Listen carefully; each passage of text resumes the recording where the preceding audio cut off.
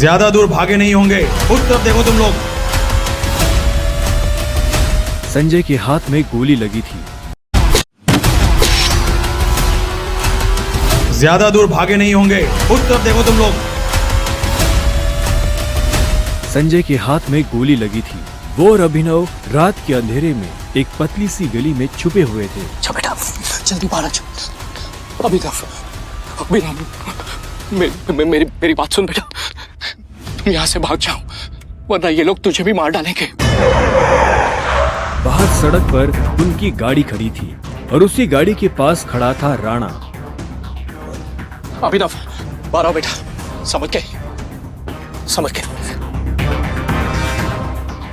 जिसने संजय को गोली मारी थी। नहीं पापा, मैं आपको छोड़ के नहीं जाऊँ। जिद मत कर अभिनव। बेटा देख, मैं तो अपनी जिंदगी जी चुका हूँ। अब जो भी करना है तुम्हें करना है, सब कुछ तुम्हें संभालना है। और मेरी बात सुन, एक बार यहाँ से जाए उसके बाद दोबारा मुड़ के मत देखना, ठीक है? संजय ने कहा और अपनी उंगली में से एक सोने की अंगूठी निकालकर अभिनव को थमा दी। उस पर टी लिखा हुआ था। और एक बात हमेशा याद रखना, अपनी आखिरी सांस तक लड़ना है। समझ गया ना टाइगर? संजय ने अभिनव के माथे को चूमा। Run tiger, run tiger run! और अपनी बंदूक लेकर उन लोगों का सामना करने के लिए गली से बाहर निकल गए। संजय जैसे ही अपनी गाड़ी के पास पहुंचे तो राणा ने संजय पर बंदूक तान दी। टाइगर, इस कमीने का चेहरा मत भूलना।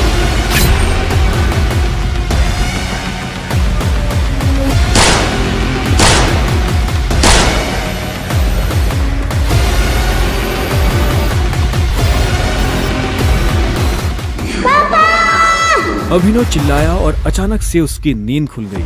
पसीने में तरबतर अभिनव अपने बिस्तर पर उठकर बैठ गया और गहरी सांसें लेने लगा। 18 साल, पिछले 18 सालों से ये सपना इसी तरह से अभिनव को परेशान कर रहा था। अभिनव ने पहले अपनी उंगली में पहनी उस अंगूठी को देखा और फिर बाथरूम की तरफ बढ़ने लगा। अभिनव गुड़गांव में रहता था और डिलीवरी बॉय का काम करता था। हालांकि इस काम में उसका मन नहीं लगता था, लेकिन अनाथ आश्रम से निकलने के बाद उसके पास ये करने के अलावा और कोई चारा नहीं था। 18 साल की उम्र में उसने अपना खर्च खुद उठाना शुरू कर दिया था। उसकी जिंदगी में बस एक ही खुशी थी, उसकी गर्लफ्रेंड वैभवी। जब भी वो वैभवी को देखता तो अपने सारे दुख भूल जाता था।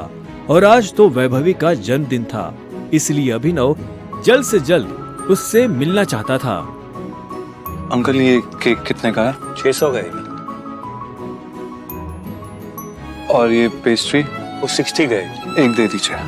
असल में अभिनव और वैभवी ने ये तय किया था कि वो पैसे जोड़कर अपने लिए किराए का एक बड़ा घर लेंगे, इसलिए वो पैसे वेस्ट नहीं करना चाहते थे। Thank you. Thank you. कुछ देर के बाद जब वो वैभवी के घर के बाहर पहुंचा तो उसने देखा वहाँ काफी रंगीन लाइट्स जल रही थी और वहाँ से तेज म्यूजिक की आवाज आ रही थी।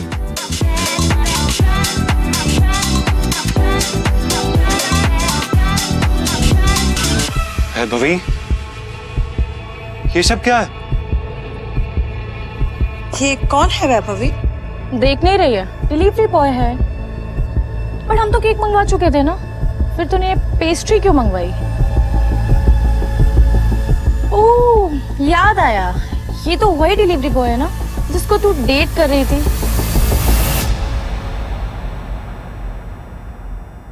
ओह कम ऑन यार वैभवी, तेरा स्टैंडर्ड इतना गिर जाएगा मुझे नहीं पता था।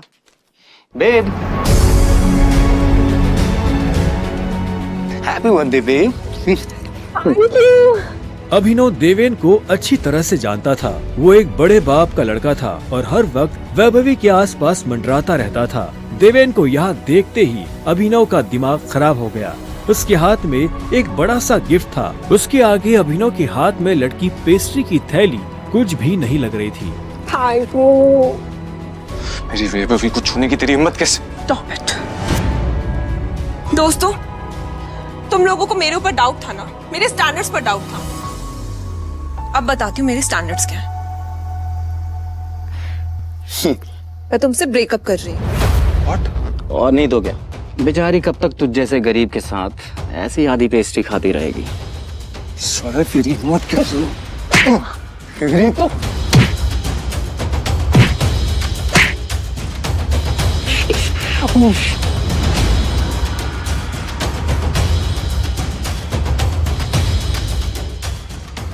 ये तुमने ठीक नहीं किया वैभवी। और अभिनव वहाँ से निकल गया। वो उन दोनों की शक्ल अब और नहीं देखना चाहता था। उसकी आंखों में आंसू थे और उसका दिल बुरी तरह टूट चुका था। हर घूंट के साथ उसकी आंखों के सामने वो दृश्य आ रहा था जिसमें देवेंद्र वैभवी के गालों को चूम रहा था। ये तुमने अच्छा नहीं किया वैभवी, तुमने बिल्कुल अच्छा नहीं किया। बहुत गलत किया तुमने मेरे साथ, बहुत गलत किया। अभिनव धोखे के नशे में डूबकर बेहोश हो चुका था, लेकिन उसके लिए ये रात यहाँ खत्म नहीं होने वाली थी। उधर जब अभिनव सड़क पर बेहोश हो गया था, तब इधर सनी सिंह अपनी गाड़ी में बैठा बेचैन हो रहा था। सनी सिंह की बहन अनन्या उसके गले का कांटा बन गई थी। सनी अपने दादा हरदेव पाल सिंह की नजर में आने के लिए और अनन्या को रास्ते से हटाने के लिए कुछ भी कर सकता था, और आज वो अपनी गाड़ी में अपने आदमियों के साथ निकल पड़ा था अपनी बहन को सबक सिखाने के लिए।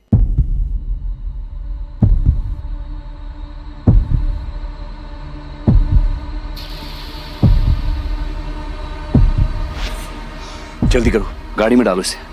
सुबह होने से पहले अगर हमने इसको अनन्या के कमरे में नहीं डाला तो ऐसा मौका दोबारा नहीं मिलेगा। Quick quick.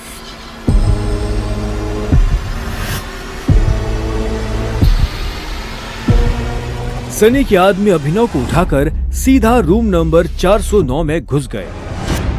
सही कपड़े उतारो और बेड पे लिटाओ उसको। कपड़े उतारो उसको। उन्होंने अभिनव को बहुत आहिस्ते से उस बिस्तर पर लेटा दिया। वहाँ पहले से सनी की बहन अनन्या सोई हुई थी। सुबह जब अभिनव ने करवट बदली तो उसका हाथ एक नरम हाथ से टकरा गया। अभिनव की नींद टूटी और उसने देखा कि वो एक अनजान लड़की के बगल में लेटा हुआ था।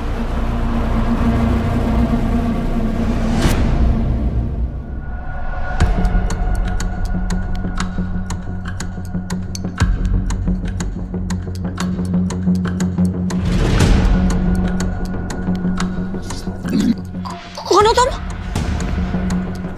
तुम मेरे कमरे में क्या कर रहे हो? तुमने मेरे साथ क्या किया?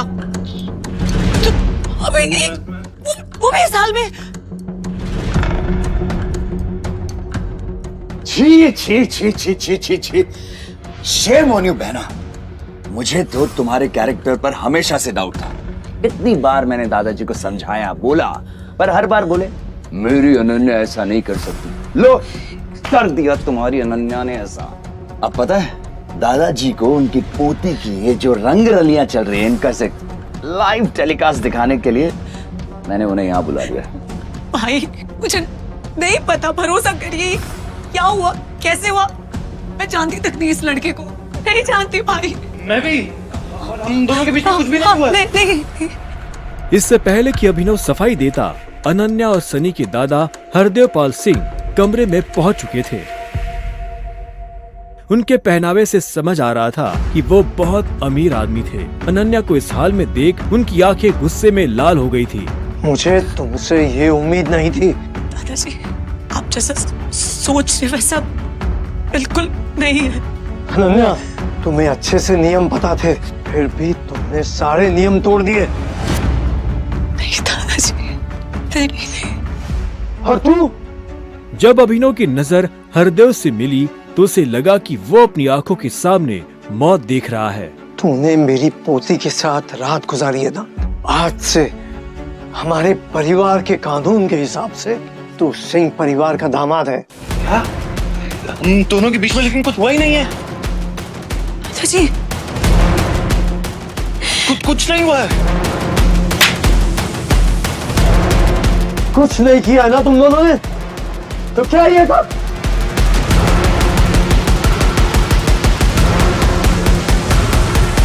इससे पहले कि अभिनव कुछ समझे, हरदेव के आदमियों ने उसे मारना शुरू कर दिया था। अभिनव हरदेव की उम्र का लिहाज कर रहा था, इसलिए उसने अपने आप को रोक लिया था।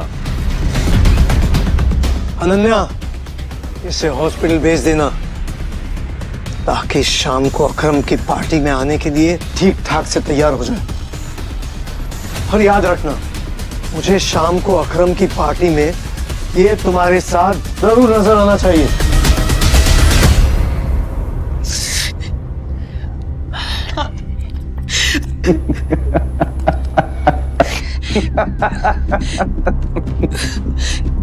क्यों मेरी जिंदगी बर्बाद कर दी तुमने? क्यों? अभिनव के पास इस सवाल का कोई जवाब नहीं था। वहां जाकर अभिनव शाम को होने वाली पार्टी के लिए तैयार होने लगा। उसे हरदेव और उसके आदमियों का डर नहीं था। वो जानता था कि अनन्या पहले से काफी मुश्किल में थी और वो अपनी वजह से उसकी मुश्किलें और नहीं बढ़ाना चाहता था। अभिनव के पास ले देकर सिर्फ एक ब्लेजर था, वो भी उसके पापा का। वो जगह जगह से फटा और उधड़ा हुआ था, लेकिन जब अभिनव ने उसे पहना तो उसकी खूबसूरती ने ब्लेजर की सारी कमियां ढक दी। अभिनव का अंदाजा सही था, अनन्या का घर काफी बड़ा था। वो एक अमीर परिवार की लड़की थी। जितना अभिनव महीने का कमाता था, उतने की अनन्या ने सैंडल्स पहनी हुई थी।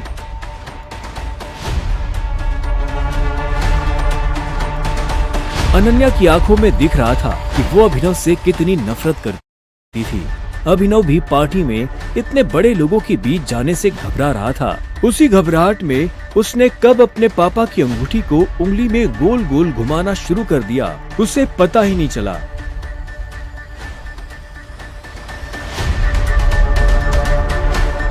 इस अंगूठी को उतार दो प्लीज, बहुत गंदी लगी। सॉरी, पर ये अंगूठी मेरा सब कुछ है।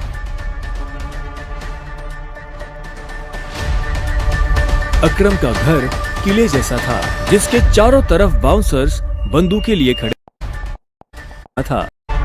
की लड़की थी। जितना अभिनव महीने का कमा